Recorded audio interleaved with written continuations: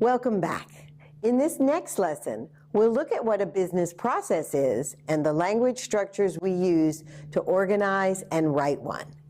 During this lesson, you'll write a process, and then you'll use that same process in the report you write at the end of Lesson 3. All workers, starting from the brand new employee to the boss, want their work to go smoothly and easily. In business, one way to make that happen is to create processes and write them down.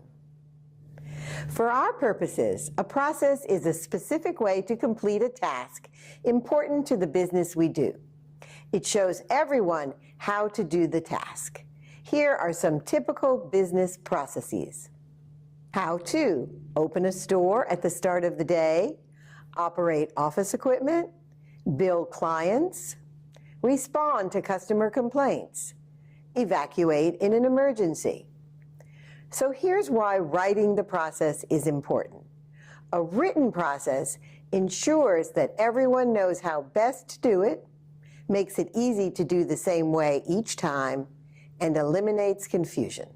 And often, after businesses develop a process, they also write a report about it to share with all their employees.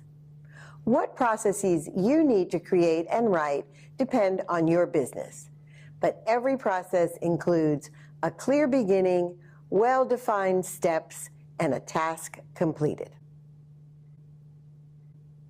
Before you write a process, there's one important step: doing some research. This takes time, but is well worth the effort. Many people may end up relying on this process, so you want to make sure it's put together as accurately as possible. To start, you can think about these questions. What do people call the process? Who does it? When do they do it? What equipment or supplies do they use?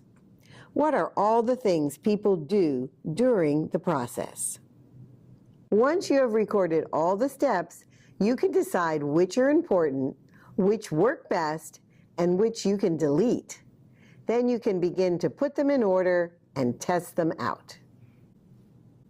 Now you're ready to write out the official process in step-by-step or sequence order. As we learned in the last lesson, logical order makes every document easy to read and understand. So I'm going to write out a process for what we just talked about. This is what it would look like. 1. Review how you and others currently do the tasks. 2. Write everything down. 3. Decide on the necessary steps. 4. Put the steps in order. 5. Test the process out. 6. Write the process. And the way I wrote that process is the way we write every process.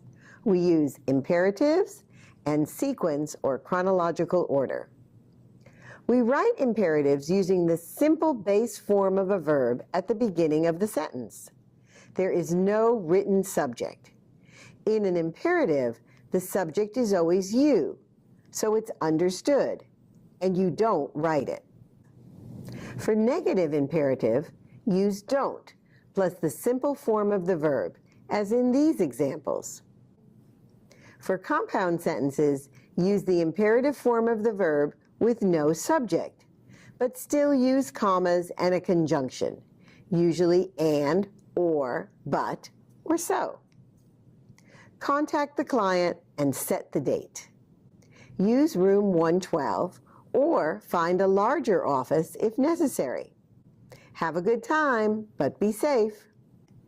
Processes are always in chronological or sequence order. You can write processes using numbers only, 1, 2, 3, or first, second, third, and so on. Or you can use sequencing words or phrases like these: first, next, after that, then, finally. By putting the steps in clear sequence order, you make the process easy to understand and complete. Now, let's review. A business process is a clearly defined, step-by-step way to complete a specific task. In business, we need these clear processes to operate efficiently and smoothly. Here is the way I recommended to create a written process in the workplace.